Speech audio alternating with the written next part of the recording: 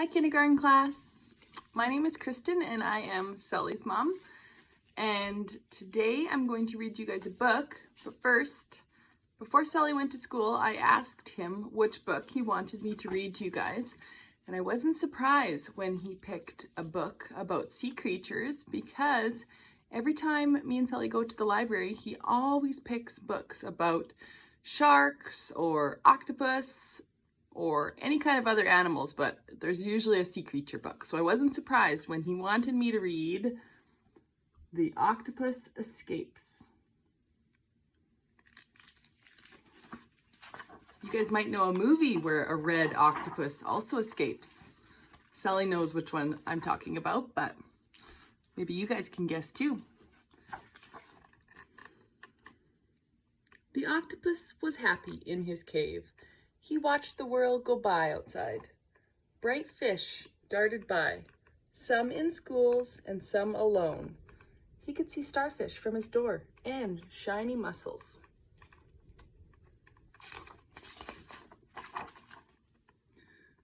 Sometimes waves came rolling in, little shivery ones, or big tumbling ones.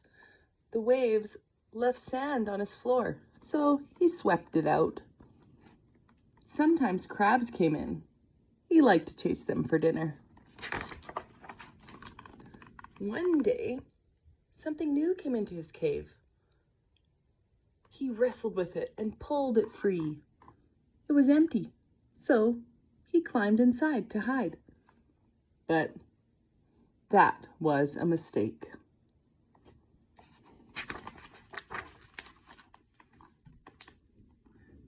Then he was in a glass house that wasn't a cave.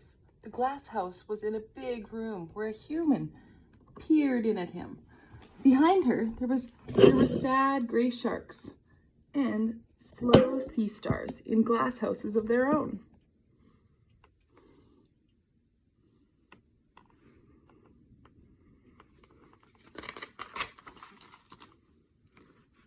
The human says he's shy and gave him tests that looked like toys.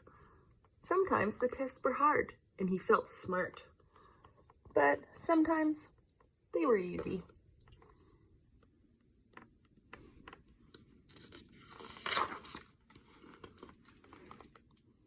The human taught him to take pictures of the people who came to see him.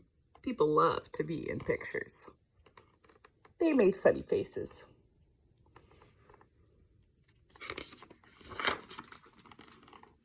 But every day was the same in the glass house. The food came at the same time. It always tasted the same, and he didn't have to chase it. There were no waves, no little shivery ones, no big tumbling ones. He missed the different fish swimming by his cave, and the starfish, and the shiny mussels. He missed warm spots in cold water and cold spots in warm. He hadn't known how nice that was until it was gone. He tried to tell the human he was bored. He tried to show her how small the tank was, but she only laughed and peeled his tentacles off her arm. One by one, by one, by one, by one, by one, by one. That was when he knew he had to go. He waited for night to come. The same old dinner plopped into the same still water. The sleepy sharks cruised back and forth, and the slow sea stars dozed. The lights went out, and it was time.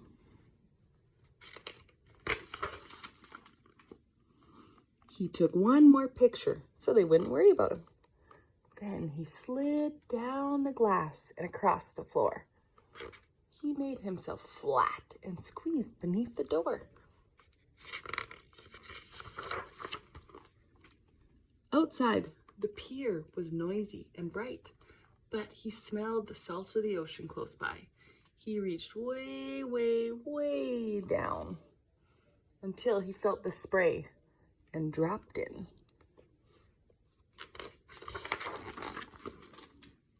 He changed color 3 times in the water just because he could. It was a long swim back to his cave. The ocean was warm and shivery and tumbling. He had to dive away from boats, and he got very hungry.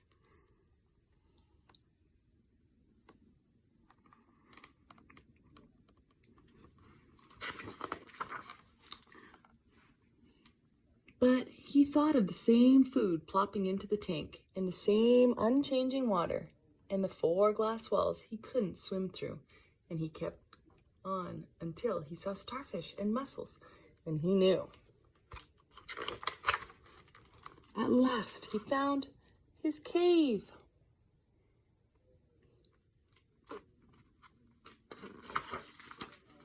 He chased a crab and brought it home for dinner. But there was sand on his floor, and there were fish sleeping in his bed. He swept them out.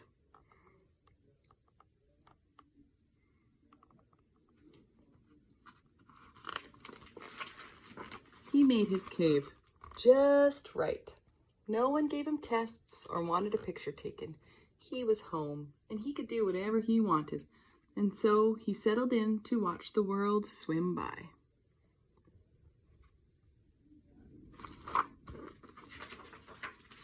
The end. Have a good day, kindergartens.